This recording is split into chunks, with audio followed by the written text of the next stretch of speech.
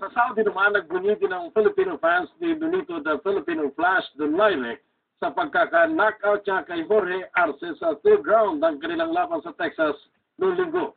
Magandang bawi daw ito sa pagkatalo ni Manny Pacquiao kay Juan Manuel Marquez noong Disyembre 9. Yan ang balitang Middle East ni Florante Catanus. Hangal si Pacifico Ligayaga, engineer sa Alcobar, sa galing ni Donito the Filipino Flash Donaire nang pabagsakin niya si Jorge Arce sa round 3 sa Toyota Center, Houston, Texas noong linggo. Bago pa ang laban, tiwala siya na ma-knockout si Donaire si Arce. I predicted that Donaire will knock out Arce in round 5, but I was wrong. He killed Arce in round 3. Donito is simply the best in his division. Maganda raw na pambawi ito sa pagkatalo ni Manny Pacquiao kay Juan Manuel Marquez noong Disyembre 9. Nakabawi tayo sa Mexico, kahit pa paano, naibsan ang lungkot ko sa pagkatalo ni Pacquiao. Natutuwa rin siya dahil hindi dumugo ang kaliwang kamao ni Donaire at nagawa niyang pabagsakin ang Meksikano ng kanyang signature left hook.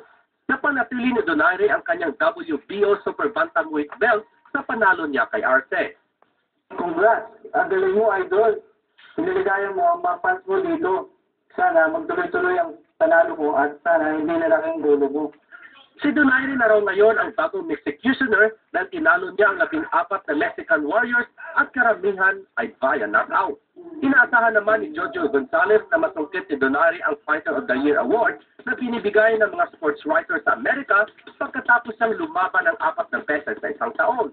I hope that he will win the coveted award, the Fighter of the Year Award, dahil bihira sa mga boksingero sa ngayon ang lumaban ng 4 na beses sa isang taon at puro panalo pa. May personal record si Donaire na 31 wins, 1 loss at 20 knockouts. Nagbabalita sa Middle East, Florante Catanus, Alcobar, Saudi Arabia.